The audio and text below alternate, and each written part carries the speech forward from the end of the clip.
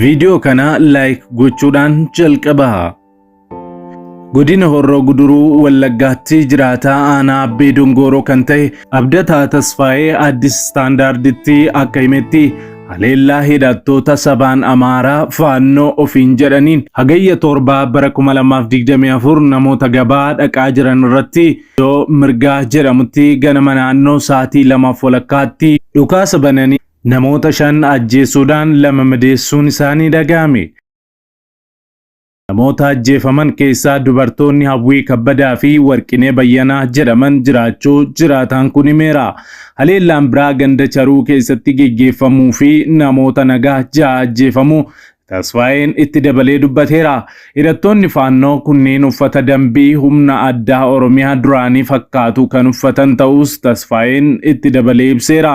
Bulchaan aanichaa Katamaa Waaqumaa taateen kun mudachuu amanuudhaan ajjeechaa ganda Charuu kana kan raawwatan finxaaliyyii saba biraa kan ta'an Faannoo akka ta'an ibseera.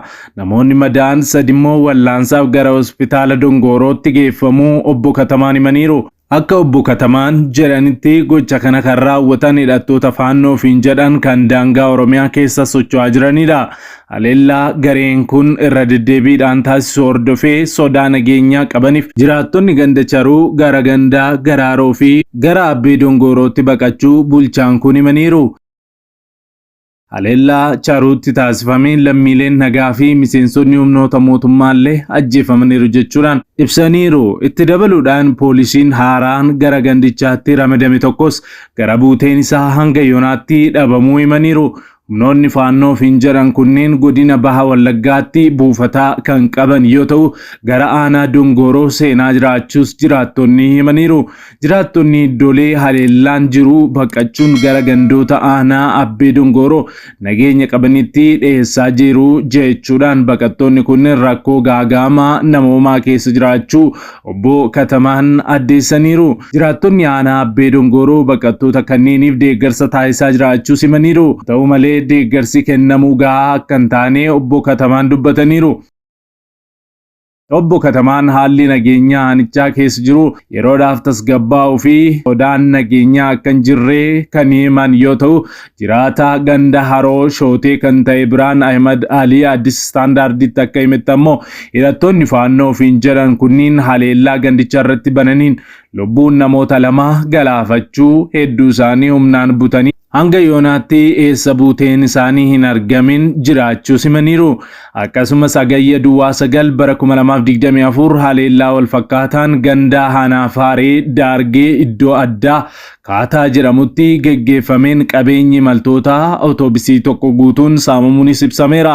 Hidhattoonni kunniin awutoobisii magaalaa Shaambuutii ka'ee imalaa ture karaa irratti dhaabsisuudhaan moobaayila uffataa fi qarshii imaltootaas saamaniiru jedheera. Ahmed godinoota Wallaggaa kan naannoo Amaaraatiin waldaangessan keessaa haleellaawwan wal fakkaatoo hedduu itti fufinsaan raawwatamaa turuu fi rakkoon nageenyaa jiru hammaataa ta'uu Addis Standard gabaasaa tureera. Haleellaawwan garaagaraa garichi raawwate jedhameen jiraattonni godinoota Wallaggaa qeerraa buqqaafamanii fi gaagaamaa namoomaatiif saaxilaman hedduudhas jedhameera. Maatii gaddi mudateef jajjabina hawwina. Addis Standard irraa odeeffanne.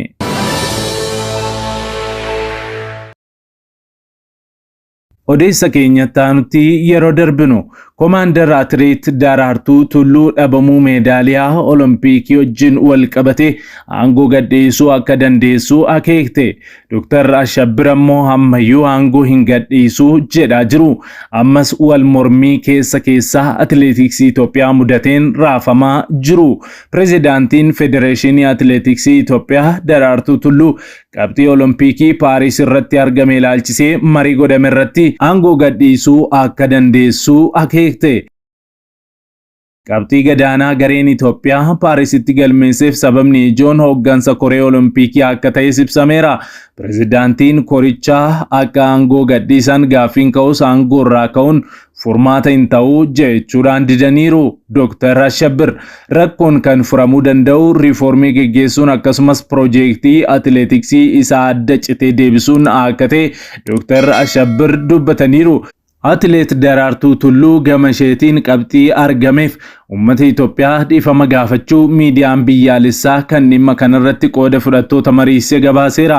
Guddina atileetiksii faarsaa kamuu kaffaluuf qophii ta'uu kan ibsite atileet Daraartuun gabaasni ETV filannoo hooggansaa federeeshinichaa onkoloolessa yookaan sadaasa geggeeffamu irratti fuula haaraa arguu maltuu jetteetti jedheera. Akka gabaasichaatti atileetiksii Itoophiyaaf ni fayyada yoo ta'e aarsaa lubbuuyyuu nan kaffalaa jettee jirti. Atileet Daraartuu Tulluu Dr. Ashabbir gama isaaniitiin aangoo gadhiisuu akka hin barbaanne akka hin feene ifatti wayita ibsa kennan mul'ataniiru. Kanaanis atileet Hayilee Gabrasillaasee fi atileet Yoomiif Qajeelchaa dabalatee namoonni hedduun bu'aan dhabamuu atileetiksii Itoophiyaaf Dr. Ashabbir akka gaafataman yookaan aangoorraa akka kaan gaafataa jiru. Kun ammoo mormii guddaas uumaa jira.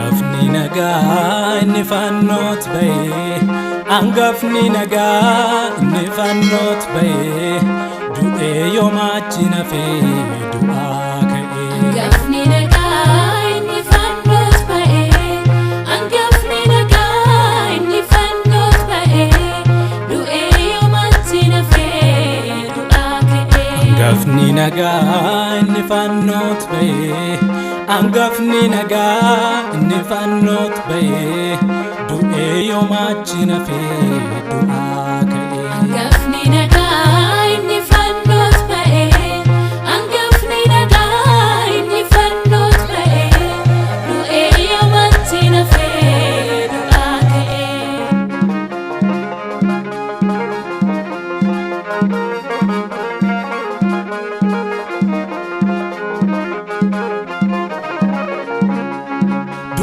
Kenya du'e ofii fudhate gatii cubbuu keenya hunduma fiite qomoo ormaa turre ni nu filate lammiilee waaqarra nu dabalate olaaraaraati Yesuus olaaraara isa fannoo baate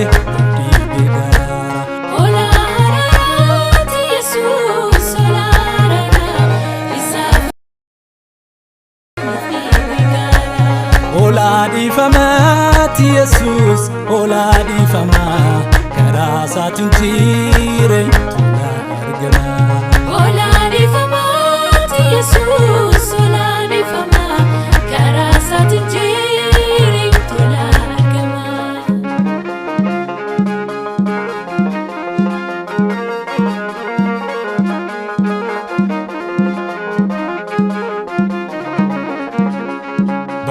gurgudda baachuun ammaatu cubbuu gaufi baasuun ulfaatu nuti waaqanneen lubbuu saahiree du'aaf baadisaarraa ofiif nu fuuree ba'aa gurgudda baachuun ammaatu cubbuu gaufi baasuun ulfaatu nuti waaqanneen lubbuu saahiree du'aaf baadisaarraa ofiif nu fuuree angafni nagaa nifannot bae angafni nagaa nifannot bae du'e yoomachina fe du'a ka'e waggaa cubbuu keenya nurraa tarsaase ifa bara baraa keessa nu jiraachise